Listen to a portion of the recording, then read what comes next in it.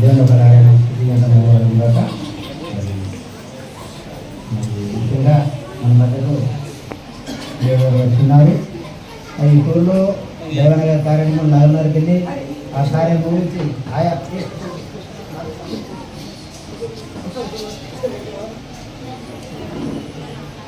ప్రాంతాలు చేరి క్షేమంగా మనకి సుందరంగా చేయడానికి భద్రత దయచేస్తున్నారు.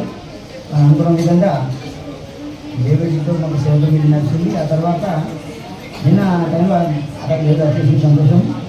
దైవానికి కార్యం తర్వాత చాలామంది దాన్ని రాలేకపోయారు. పెద్ద మనుషులు వాళ్ళు నడవని శుక్రవారం రాలేకపోయారు. ఆ విధంగా మన మధ్యలో దేవుడు వచ్చినందుకు మనం అందరం దేవుడు స్వాగతం పడుతూ అందరూ చెప్పాలి ఒకసారి.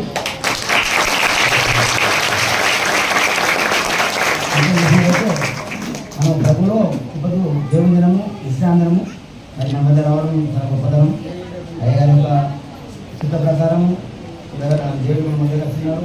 బాలకి మీటింగ్ ముగించింది, క్రీడా ప్రారంభం నుంచి తర్వాత ఎల్లారెడ్డి చేసుకుని ఇంకెక్కడ ఏ ప్రాంతం తీసుకుందో ఆయన ఒక బాధ్యతను చేస్తున్నాడు అని మన మధ్యన సోదరుడు దేవుడు గారు మన మధ్యన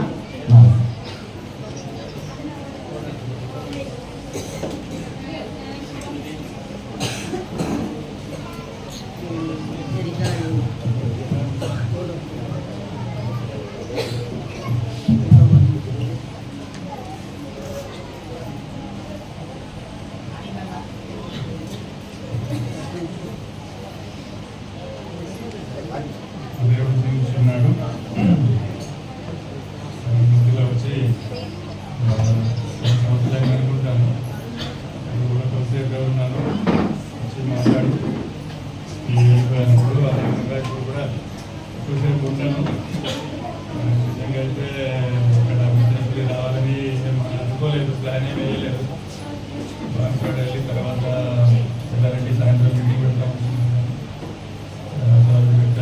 వచ్చి ఫోన్ చేసి పేరు తప్పకుండా రావాలి మీరు, చాలామంది ఉన్నారు, చాలా మంది ఉన్నారు, పిల్లలు ఇష్టపడుతున్నారు అది వస్తారని చెప్పాను.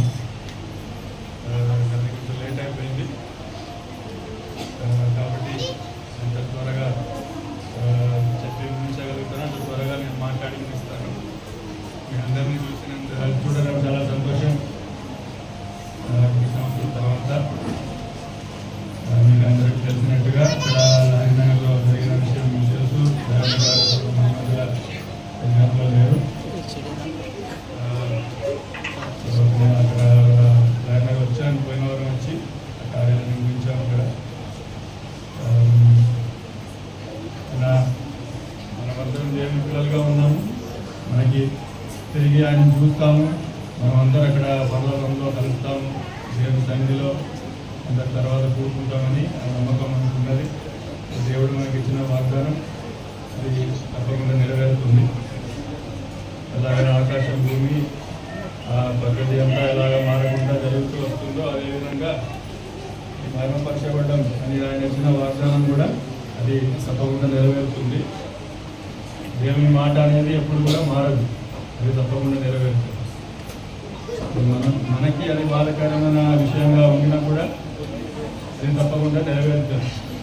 అందరం నిత్య జీవం గల వారు అలాగే నమ్ముతున్నాం కదా అందరం. అందరికీ నిత్య జీవం ఉంటుంది. మన ఆత్మ నిత్యమైనది. మనం దేవుని దగ్గర నుండి వచ్చాం, తిరిగి మనం దేవుని దగ్గరికే వెళ్తామన్న నమ్మకం మన అందరికీ ఉన్నది. రవణ గారు ఇన్ని సంవత్సరాలుగా సందేశం అంతా వేయడం, పాటలు రికార్డ్ చేయడం చేసి ఆ సేవ విషయంలో చాలా కార్యాలు చేశారు. ఇక్కడ ఉన్న చాలామంది రావడానికి ముందు నుంచే సేవ ప్రారంభ ఘట్టం నుంచి అలిగారితో పాటు ఉన్నారు, చాలా కార్యాలు చేశారు. తర్వాత వాళ్ళ జీవితంలో కూడా విశ్వాస జీవితంలో పెరిగారు. ఇక్కడ చాలామందిని దేవుని దగ్గర తీసుకుని వచ్చారు. ఇక్కడ చాలామంది దేవుని అనుకూలంగానే ఈ నమ్మకంలో వచ్చి ఉంటారు. మీరు ఇప్పుడు మీ అందరికీ అది కొంచెం బాధాకరంగానే ఉంటుంది. ఎందుకంటే ఇప్పుడు కళ్ళ ద్వారా కళ్ళతో చూడడానికి మన కళ్ళ ముందు లేదు. అయినా మనం ఇప్పుడు నిత్యమైన కార్యాలు, పరమ కార్యాలు మనం చూడవలసిన వారమే ఉన్నాం. ఇప్పటిలాగానే రమణ గారు కూడా అదే ఎప్పుడు చెప్పేవారు ఏమన్నప్పుడు మీరు నన్ను చూడాలి, నన్ను చూడాలి, నా మాటలు వినాలి, నన్నే వెంటబడాలి అని ఎప్పుడు చెప్పారు ఎవరికైనా చెప్పారు. నేనే ముఖ్యం, నేనే మేము మహిళ తీసుకెళ్తా అని చెప్పాడు. ఇప్పుడు కూడా మనం దేవుని దగ్గర వెళ్ళాలి, దేవుని దగ్గర వెళ్ళాలని అలాగే దారి చూపించాడు. మనం కూడా అదే నమ్మకంతో మన గురి దేవుని మీద పెట్టాలి. ఈ లోకంలో జరిగే కార్యాలు జరుగుతాయి, దేవుని ఇచ్చిన కార్యాలు జరుగుతాయి, కానీ అది కూడా దేవుని చిత్తమే. మన విశ్వాసంలో మనం ఇంకా బలపడడానికి ఇదివరకు కళ్ళ ముందు ఉన్నాడు, ఇప్పుడు కళ్ళతో చూడలేకపోతున్నాం. కానీ మనం చూడకుండా విశ్వాసించే స్థాయికి మనం రావాలి. దానికి ఇది కూడా ఒక మెట్టు. ఎప్పుడు మనం చూసే కార్యాలు నమ్ముతుంటే, మన కంట్లో కనబడే కార్యాలను మనం ధైర్యం ఇస్తుంటే మనమేం గొప్పలం కాదు. అది అందరు చేస్తారు, అలా కనబడే కార్యాలు అందరు నమ్ముతారు, అందరూ విశ్వసిస్తారు. కానీ కంటితో చూసే కార్యాలు ఏది నిత్యమైనది కాదు, తెలుసు కదా మనకి. కళ్ళతో చూసేది ఏది చూడలేని కార్యాలు ఎన్నో కార్యాలు ఉన్నాయి, అవే నిత్యమైనవి. మనం వాటినే వెతకాలి. దైవన కూడా అలాగే ఆశపడ్డారు. అందరూ విశ్వాసులు, అందరూ దేవుని పిల్లలు అందరూ నిత్యమైన కార్యాలు వెతకాలి. మనం దేవుని కూడా అయ్యగారిని కూడా మనం చూసినప్పుడు రీతిగా ఆ శరీర రూపం చూడకుండా మనం మహిమలు చూడాలి, ఆయన మహిమలు చూడాలి, ఆ ఉన్నత స్థాయిని వెతకాలి అని ఇప్పుడు దైవన కూడా అలాగే ఇష్టపడ్డారు. అదే చెప్పారు కదా, అవునా కదా? అదే అదే అదే దైవన ఇష్టమై ఉంది ఎప్పుడు కూడా. కాబట్టి ఇప్పుడు కూడా మనము ఈ భూమిలో జరగాల్సిన కార్యాలు అవి జరుగుతుంటాయి. ఈ శరీరం అనేది మట్టి నుండి వచ్చింది, మళ్ళీ మట్టిలో పోతుంది. కానీ మన నిత్యమైన కార్యాలు, మన గుడి అనేది నిత్యమైన కార్యాలు జరగాలి. కానీ ఆ రోజు వచ్చినప్పుడు, దేవుడు నిమిషం ఆ రోజు వచ్చినప్పుడు, ఆ నిమిషంలో, ఆ కనుక వాటిలో అందరూ మనం మారుకుంటాం. అదే మహిమ శరీరంలోకి వెళ్తాం. అప్పుడు తిరిగి వాళ్ళందరూ వస్తారు, వాళ్ళందరూ చూస్తాం.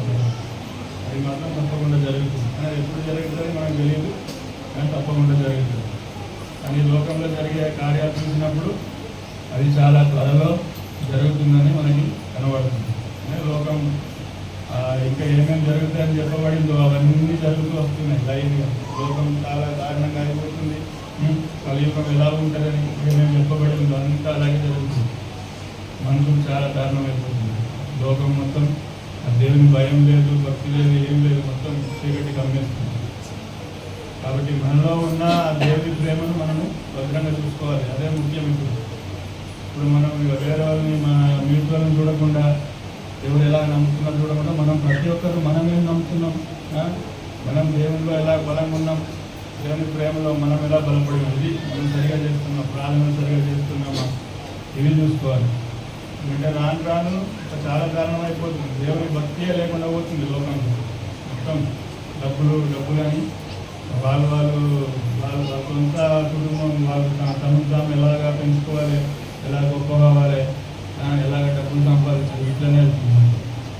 అలా మొత్తం చీకటి అయిపోతుంది. దేవుని భయం అన్నది లేదు. కాబట్టి మనకి ఆ దేవుని భయం, ఆ భయభక్తి మనలో ఉందంటే అది మనం వదలకూడదు. అది మన హృదయంలో విత్తనం వేయబడింది, ఆ వాక్యం మన హృదయంలో వేయబడింది. అది మనం ఇంకా పెరగనివ్వాలి, పెరిగి ఫలించేలాగా మనం దానికి దారి ఇవ్వాలి. ఇప్పుడు ఇంకా రాను అది ఇంకా దారుణం అవుతుంటే మనం ఇంకా జాగ్రత్త పడాలండి. ఇప్పుడు మనం ఇంకా కొత్తగా మనం ఏం చేయబోతున్నాం, కొత్తగా మనం ఎలా విశ్వాసాలు సంపాదించబోతున్నాం, కొత్తగా మనం ఇంకా రాజకీయ లెక్కలేదు. మనం ఎలాగున్నాం, ప్రతి ఒక్కరు ఎలాగున్నాం, అది మనం చూసుకోవాలన్నమాట. ఎందుకంటే ఇక మీద ఇలాగే వధువు సేవ అని నడుస్తుండడం లేదు. దేవుడు చెప్పిన వధువు కాలం అయిపోయింది, ఎప్పుడు అయిపోయింది. ఆ వధువు లెక్కలో వచ్చేవాళ్ళు చాలా తక్కువ మంది. వధువు లెక్కలో వచ్చి మహిమలో వెళ్ళేవారు చాలా తక్కువ మంది. ఇప్పుడు ఎవరైనా వచ్చినా వాళ్ళు ఆ 1000 ఏళ్ల పరిపాలన ఉంటారు. తర్వాత అదే ఆ ధర్మయుగం ఉంది కదా, అక్కడ ఇప్పుడు ఇక్కడ కూడి ఉన్న మీలో కూడా ఈ 2 దారులే. ఒకటి, మీరు ఈ సంవత్సరం విడిచిపెట్టి ఆ వధువు లెక్కలో మీరు ఉంటే మహిమలు వెళ్తారు, శ్రమల కాలం రావడానికి ముందు మహిమలు వెళ్తారు. అలా లేదంటే శ్రమల కాలం ముందు వెళ్ళి తర్వాత ఆ 1000 ఏళ్ల పరిపాలన వెళ్తారు. ఈ 2 దారులే ఉన్నాయి మనకు. కానీ ముఖ్యం ఏంటంటే ఇప్పటికీ ఈ కాలంలో ఈ సందేశం తప్ప, ఈ నామం, దారి అనే నామం తప్ప వేరే ఏది లేదు, వేరే దారి లేదు. మీరు ఎక్కడ ఆ జీవం అనేది ఎక్కడ లేదు, ఏ మతంలో లేదు, ఎక్కడ లేదు. మనుషులు రీతిగా పెద్ద పెద్దగా కట్టుకుంటున్నారు, పెద్ద పెద్ద మాట్లాడతారు, కానీ ఆ జీవం పొందే ఆ దారి అనేది ఈ ఒక్క దారి, వేరే ఏ దారి లేదు. మనుషు రీతిగా పెద్ద కావడానికి ఎదగడానికి చాలా దారులు ఉన్నాయి, కానీ అవి ఎంత వెళ్ళినా ఈ భూమి లోపల ఈ లోకంలో ఇక్కడే దొరుకుతుంటుంది అనమాట. అది ఇక్కడ మాట్లాడడం మాట్లాడినప్పుడు కూడా చెప్పారు, మనం దేవుని పిల్లలమని చెప్పినప్పుడు మనకి తండ్రి దేశం అని ఉంటుందన్నమాట. అది ఇక్కడిది కాదు, ఈ లోకం కాదు, మనది వేరే దేశం, పరలోకం. మన గురి అక్కడ ఉన్నప్పుడు ఇవన్నీ దాటి మనం అక్కడికి. ఈ వేరే ఏ మతమైనా, వేరే ఏ మతంలోనైనా బోధనలైనా ఈ దారి లేదనమాట. ఎలాగా ఈ లోకం దాటి మనం ఎలాగా దేవుల్లో వెళ్తామన్న దారి వేరే ఎక్కడ లేదు. అవన్నీ ఈ భూమిలోనే మనం తిరిగి ఎలాగ మరుజన్మం పొంది ఇక్కడే ఎలాగ మళ్ళీ పడతామని ఇక్కడే అలాంటి దారి ఉంది. కానీ ఇవన్నీ దాటి ఎలాగ మనం దేవుల్లో చేరుకుంటామన్న దారి మరి ఎక్కడ లేదు. అదే మన ఆది బలిపి కలిగి ఉన్నాం, మనకు అది కూడా చెప్పింది, మనకి చట్టాలు వేరే. అంటే మనం ఆది బలిపి పిల్లలు వాళ్ళు వేరే దేశం చెందిన వాళ్ళు కాబట్టి వాళ్ళకు చట్టాలు కూడా వేరే, వాళ్ళకు నియమాలు వేరే, వాళ్ళు చేయవలసిన కార్యాలు వేరే.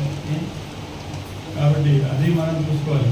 మనం ఏ దేశం చెందిన వాళ్ళం, ఇక్కడ వాళ్ళమా, ఇక్కడే మళ్ళీ ఇక్కడే ఉంటామా, లేదంటే మన మాట విని మనము మన దేశం, మన సొంత దేశం వెళ్ళే వాళ్ళము. మన పితరులు కూడా ఆ దేశం కోసమే వాళ్ళు వేచి ఉన్నారు, విశ్వాసంతో మందు చేతితో కట్టబడని ఒక రాజ్యం, అది నిత్యమైన రాజ్యం. దానికోసమే వాళ్ళందరూ ఎదురు చూశారు. అలా కూడా మనం కూడా అదే ఎదురు చూస్తూ వెళ్తున్నాం కదా. అవునా కదా? అదే కూడా సందేశం దానికే చెప్పిండు. మరి ఏం చెప్పిండు, మీ లోకంలో మీకు పెద్ద రాజ్యం కట్టిస్తా అని చెప్పిండు. లేదు, నిన్ను నూతన యెరూషలేము తీసుకెళ్తాను, అదే అయ్యేస్తున్న వార్తాను, అక్కడే నిత్య జీవం ఉంటుంది. ఇక్కడ లోకంలో ఉన్న ఉపదేశం ఎలా ఉంటుంది, నువ్వు మళ్ళీ పుడతావు, నువ్వు బాగా చేస్తే, నువ్వు దేవుని వెతికితే మళ్ళీ మంచిగా పుడతావు, లేదంటే నువ్వు గాడిగా పుడతావు, కుక్క పుడతావు, ఏదో ఒక ఉంటుంది అనమాట. అది లోకంలో ఉంటుంది. కానీ ఇవన్నీ దాటి ఆ దేవుని దగ్గర వెళ్ళేది ఎలాగన్నది ఎక్కడ ఉండాలన్నమాట. అది నువ్వు ధ్యానం చేయాలి, ఎన్ని సంవత్సరాలు ధ్యానం చేయాలి, అలా పోవాలని చేస్తున్నాము. మరి అందరూ చేయడం లేదు. కానీ ఏం చెప్తున్నాం, మనం పరలోకం వెళ్తున్నాం చెప్తున్నాం. ఎలాగా ఇట్లా ఆయన వాగ్దానం ఇచ్చాడు కాబట్టి ఆయన నామం పట్టుకుంటున్నాం, ఆయన వాక్యం పట్టుకుంటున్నాం. ఆ ప్రేమ, నువ్వు వాగ్దానం ఇచ్చినావు, తీసుకెళ్తాను చెప్తున్నావు, తీసుకెళ్తావు అంతే. ఆ వాగ్దానం పట్టుకొని మనం వెళ్తున్నాం. ఆ ఒకటే దారి, వేరే దారి లేదంటే అందరూ వెళ్ళి అడవిలో వెళ్ళి కూర్చోవాలి, లైన్గా కూర్చొని ధ్యానం చేసుకుంటాం, అదే చేస్తున్నాం. కానీ మనం పనులు చూసుకుంటున్నాం, బాగా చేసుకుంటున్నాం, ప్రార్థనలైనా చేస్తున్నాం, తెలియదు చేస్తున్నారు అందరూ. ప్రార్థనలని నడుస్తున్నాయి ప్రార్థన రోజు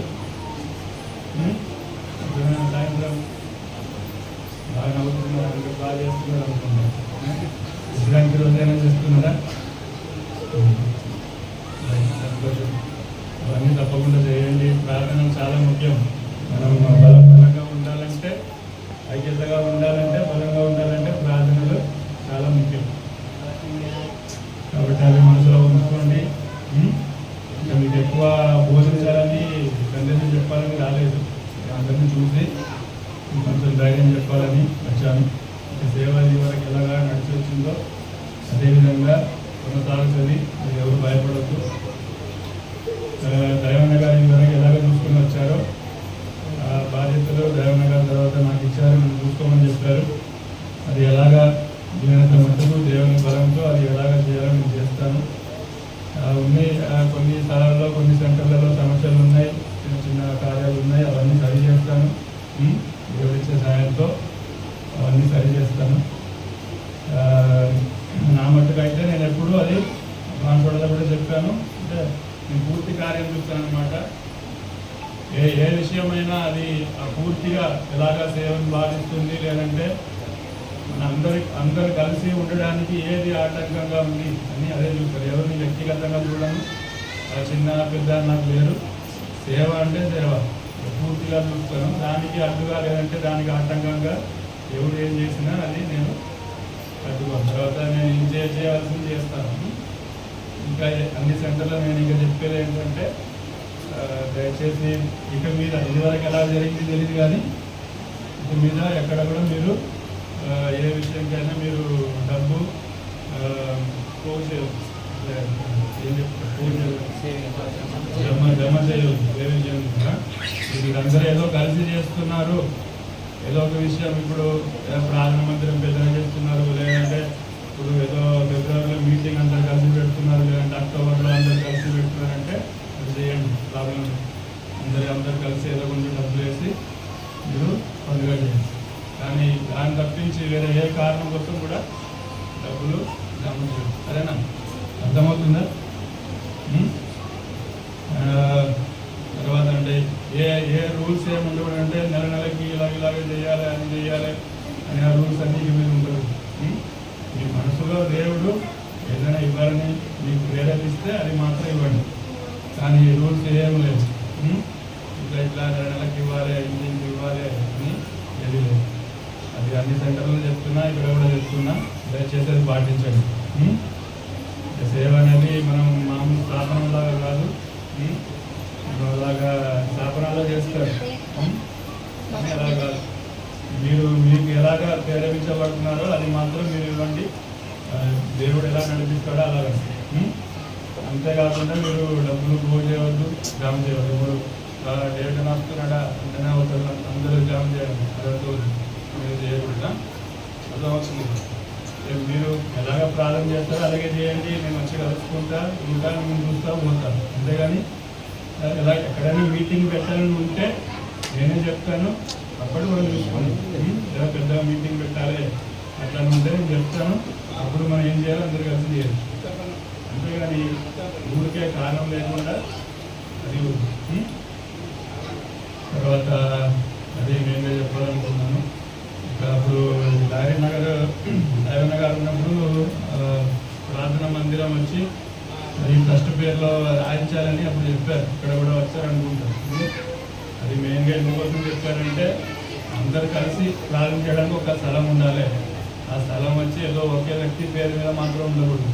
ఒకే వ్యక్తి పేరు మీద మాత్రం ఉంటే తర్వాత సమస్యలు వస్తాయి. దానివలన ఆయనకి నచ్చిన వాళ్ళు మాత్రం ప్రార్థనకు రావాలని చెప్తారు, లేదంటే నచ్చని వాళ్ళు ప్రార్థనకు రావద్దని చెప్తారు. ఇలా కొన్ని సమస్యలు జరిగాయి కాబట్టి అలాగ వద్దు, అలాగని దైవం ఆశపడలేదు. ట్రస్ట్ పేరు మీద ఒకవేళ ట్రస్ట్ పేరు మీద రాయడానికి వీలకపోయినా పర్లేదు, కానీ ఉన్న పెద్దలు ఉంటారు కదా, వాళ్ళ పేర్లైనా ఉండాలి. అంటే అందరికీ సామాన్యంగా ఉండాలి, అదే మెయిన్, అదే కారణం. ఎవరో ఒక్కరికి మాత్రం సొంతంగా ఉండవు. అంటే అందరికీ ఎప్పుడైనా అందరూ వచ్చి ప్రార్థనలో కలిసి ప్రార్థన చేయడానికి స్థలం ఉండాలి. అదే ముఖ్యమైన గురి, అది ఎప్పుడు గుర్తుపెట్టుకోండి. అది ఈ విషయాలు ఎప్పుడు జరగకుండా పోతే అప్పుడు నేను తలపెడతాను అందులో. ఇది కాకుండా ఇప్పుడు లాయర్లో నేను ఈ విషయాలన్నీ సరిగా జరుగుతున్నాయని చూడడానికి నేను బాధ్యతగా కొందరిని పెడతాను, వాళ్ళని కూడా నేను గమనిస్తాను. నేను ఎప్పుడు లాయర్లో ఉంటూ ఉండాలని కాదు, నేను వెళ్తే బయట వెళ్తాను, తర్వాత వస్తాను, అలాగే ఉంటాను. కానీ ఈ కార్యాలు సరిగ్గా జరిగిపోయా లేదా నేను తప్పకుండా నేను గమనిస్తాను. అలా కాకుండా మీకు కూడా ఎప్పుడైనా మీకు ఏదైనా సందేహం ఉంటే, ప్రశ్న ఉంటే మీరు ఎప్పుడు అడగచ్చు. దైవన్న నంబర్లు అలాగే ఉన్నాయి, మా దగ్గరనే ఉన్నాయి. మీకు కావాలంటే దైవన్న నంబరే కాల్ చేయండి, నా నంబర్ కూడా ఉంటుంది మీ దగ్గర. వాట్సాప్లో కాల్ చేస్తే నేను చెప్తాను, మాట్లాడతాను. మీకు ఏదైనా ప్రశ్నలు ఉంటే ఏదైనా ఉంటే నా దగ్గర మీరు అడగచ్చు, చెప్పచ్చు ఏదైనా. అది కూడా ఎవరో ఒక్కరు చెప్తే నేను తీసుకోను, ఇంకా ఇద్దరు ముగ్గురు దగ్గర అడిగి నిజమా లేదా కనుక్కొని నేను అట్టి ఇస్తాను. ఎందుకంటే నేను ఎప్పుడు పూర్తి కార్యం చూడాలన్నమాట. అంటే సేవ అనేది ఇంట్లో చాలా విషయాలు ఇమిడి ఉన్నాయి. ఒక కార్యం మాత్రం నేను చెప్పి ఒకళ్ళెవరు మాత్రం విని నేను తీర్మానించలేదు. ఇప్పుడు నేను చెప్పే ప్రతి మాట, తీసుకునే తీర్మానాలు అన్నిటికీ వేరే ఎఫెక్ట్ ఉంటాయి అన్నమాట. కాబట్టి నేను కూడా జాగ్రత్తగా తీర్మానాలు చేయాలి. నేను కొంచెం టైం పట్టినా చేసేదేమో అది సరి అయిన ఒక సొల్యూషన్ మనం చేయవచ్చు. ఇంకా మీరు ఏదైనా నాతో అడగాలని అనుకుంటున్నారా? ఏదైనా ఉందా? ఏదైనా చెప్పాలనుకుంటున్నారా? అడగాలనుకుంటున్నారా?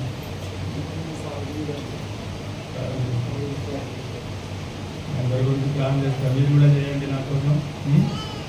దేవుని సేవ ముందుకు సాగాలి. ఇప్పటికీ నా ఫోకస్ అంతా ఇప్పుడు ఉన్న కార్యాలన్నీ సరిచేయాలి.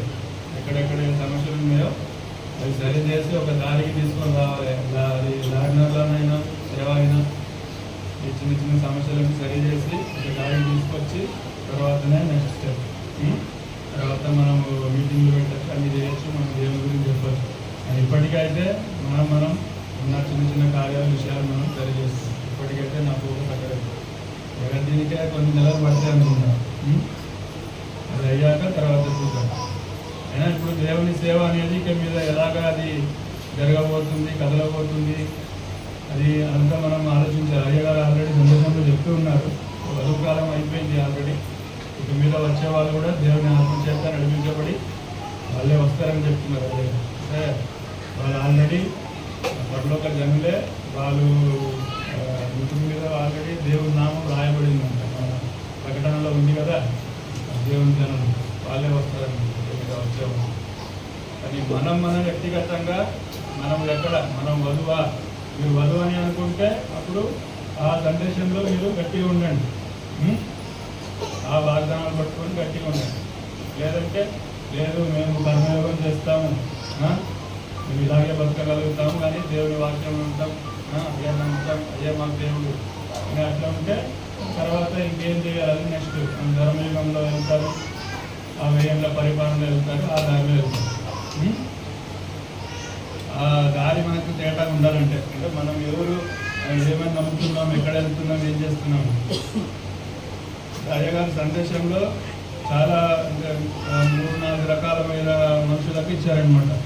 అది అన్ని సందేశం అనేది అది పెద్ద సముద్రం లాగా, అందులో వేరే వేరే వేరే మనుషులకు తగిన సందేశం అందులో ఉంది. అది ఒక్కొక్కరు వాళ్ళు తగిన తీసుకొని ఇదే కరెక్ట్ అదే కరెక్ట్ అని వాళ్ళు కొట్లాడుకుంటున్నారు. కానీ మనం పూర్తిగా చూస్తే అది మనం అర్థం చేసుకోవాలి. ఒక వ్యక్తి ఒక విధంగా మాట్లాడుతున్నాడంటే ఆయన ఈ సందేశం తీసుకుంటున్నాడు, ఈయన వచ్చి ఈ గ్రూప్లో అంటే ఈయన ఆయన వెళ్తాడు, లేదంటే ధర్మయుగం వెళ్తాడని మనం అర్థం చేసుకోవచ్చు. మాట్లాడే మాటలతో వాళ్ళకు కొంచెం గ్రహించడంతో మనం అర్థం చేసుకోవచ్చు. అంటే వీళ్ళు ఏ ఆ దేవుని ఇంటిలో ఏ భాగంలో చేరిన వాళ్ళు అని అర్థం చేసుకోవచ్చు. కానీ చివరిలో చూస్తే అందరూ ఒకే ఆ దేవుని శరీరంలో ఉన్న ఆ కుటుంబంలో ఉన్న వాళ్ళే. మనలో మనం అలాగా గొడవడకూడదు, అందరూ దేవుని కుటుంబంలో ఉన్నవాళ్ళు. కానీ మనం అర్థం చేసుకోవాలంటే ఆ గ్రహింపు మనకు రావాలి, ఆ మనసులో మనకు ఆ ఎదుగుదల రావాలి.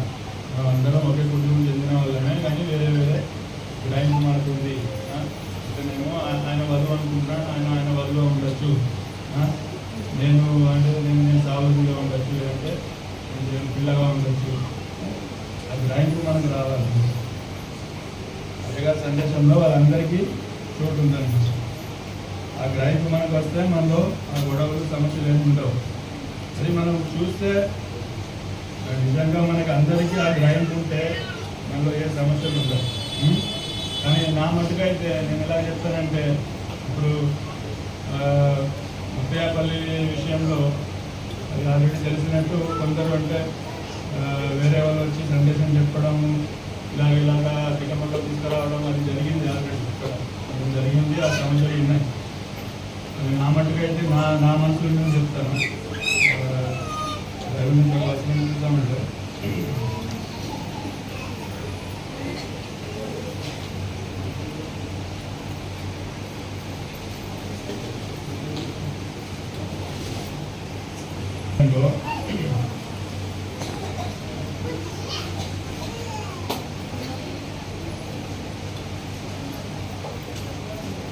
మొదటి 2 వచనాలు చూసారంటే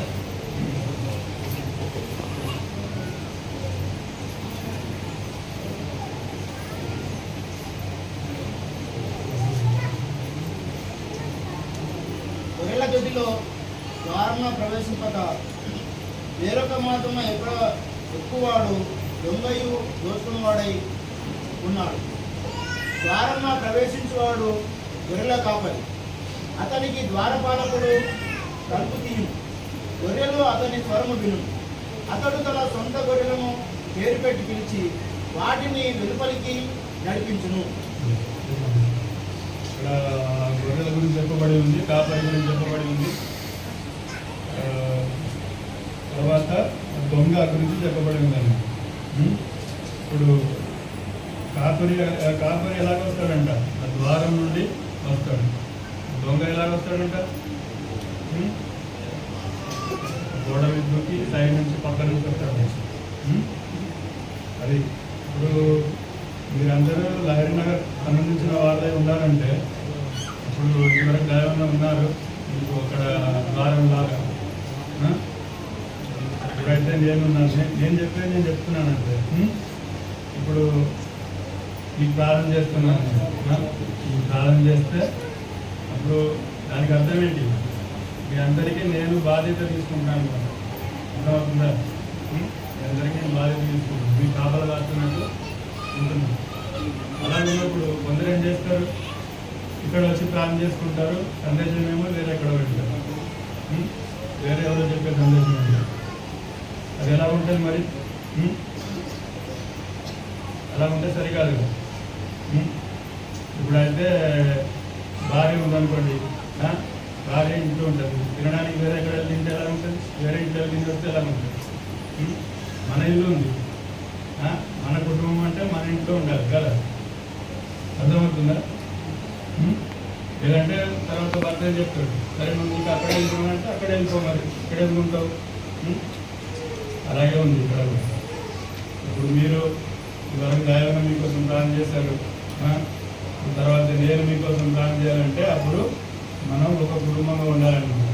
ఇప్పుడు వేరే ఎవరైనా మీ దగ్గర వస్తే కూడా వాళ్ళు ఫస్ట్ నా దగ్గర అడిగి నేను సరే చెప్పిన తర్వాతనే మీ దగ్గర రావాలి.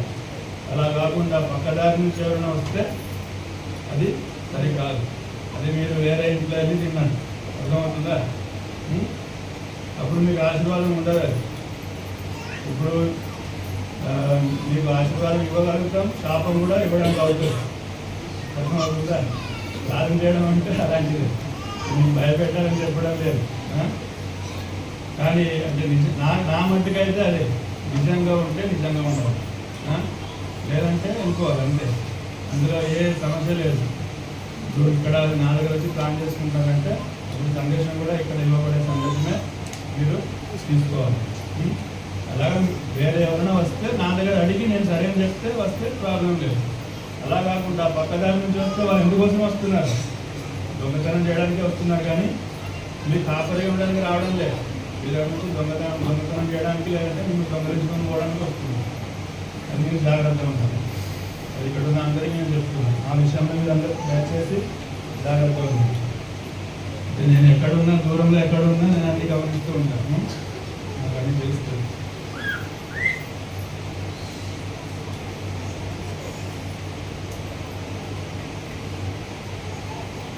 ఈ తర్వాత ఇంకా లోతుగా చూసినప్పుడు ఇందులో కూడా లోతైన సందేశం ఉన్నది.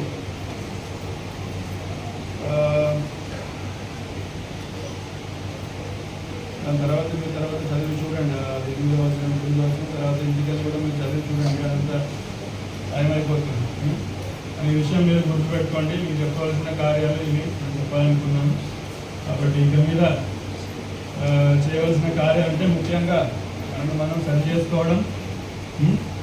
అది నేను అందరినీ నేను నియమిస్తానండి. ఇంతకుముందు మోసే ఐగుప్తు దేశం నుండి బయట వచ్చినప్పుడు మోసే ఒకే వ్యక్తిగా ఉన్నాడు, చాలామంది ప్రజలు ఉన్నారు. అప్పుడు తర్వాత ప్రజలు పెరిగిన కొద్దీ ఏమైపోయింది?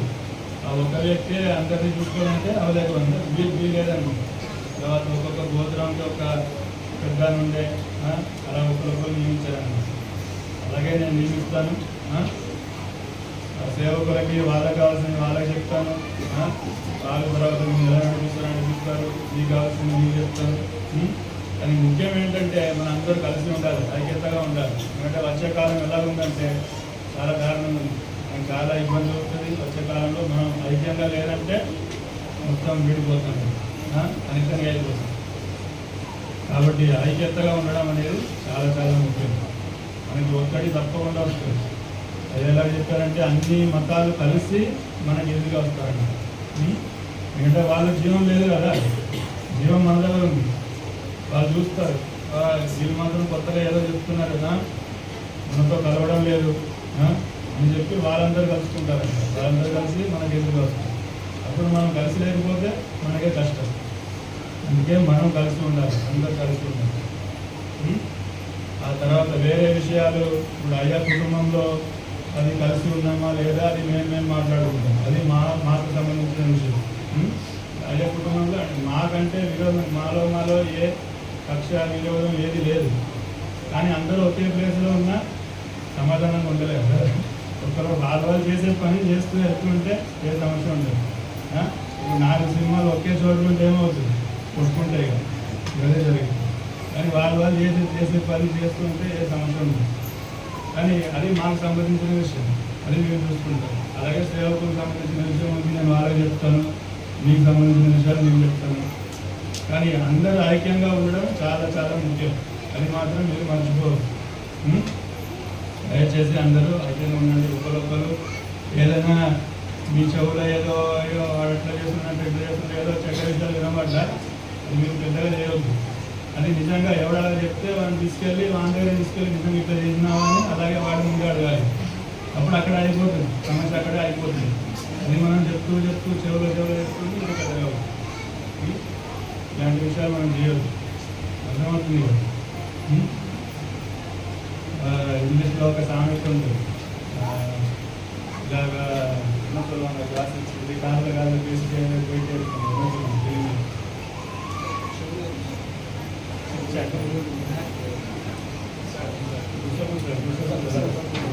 గుసగుసలు ఎక్కడ ఆగుతాయంట?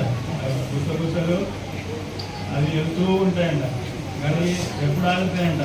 ఆ గుసగుసలు ఒక జ్ఞాని చెవులో వెళ్తే ఆగిపోతుందంట. అర్థమవుతుందా? గుసగుసలు ఒక చెవులు వెళ్తూ ఉంటుందంట ఆగకుండా. కానీ ఎప్పుడు ఒక జ్ఞాని యొక్క చెవులు వెళ్తుందో అక్కడ ఆగిపోతుందంట. ఎందుకు? జ్ఞాని ఏం చేస్తాడు?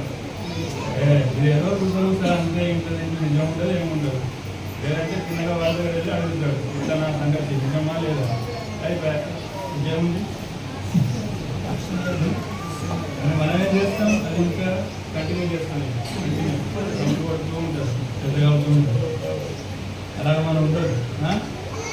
మనం ఐక్యంగా ఉండాలి. బయట నుంచి మనకు ఎదురుగా వస్తే వాళ్ళకి ఎదురుగా మనం ఐక్యంగా నిలబడాలి. అది ముఖ్యం. దానిలో మనం గొడవపడుతూ ఉండకూడదు. అర్థం చేసుకోవాలి. ఒక వ్యక్తి ఏదో చెప్తున్నాడంటే సరే అతను అలా అర్థం చేసుకున్నాడు, అలా ఉంది, సరే ఓకే అయిపోయింది అంతే. కానీ మీరు వ్యక్తిగతంగా మీరు ఎవరని అందులో మీరు బలపడాలి, సందేశంలో బలపడాలి. మీకైనా సందేశం ఏంటి? మీకు సమాధానం ఇచ్చే సందేశం ఏంటి? మీ దారి ఏంటి? దేవుల్లో మీరెవరు? మీ భాగం ఏంటి? అది మీరు తెలుసుకొని అందులో మీరు బలపడండి. విషయాలు మనసులో పెట్టుకోండి. ఎక్కువ మాట్లాడమని అనుకోలేదు. వెళ్ళాలి. దేవుడు మీ అందరినీ ఆశీర్వదించును కాక. నేను చెప్పినట్టు ఏదైనా నాకు కాల్ చేయండి, అడగండి. ఏదైనా ప్రశ్నలు ఉంటే, సందేహాలు ఉంటే దైవ నంబర్ 4 నుండి మాట్లాడండి.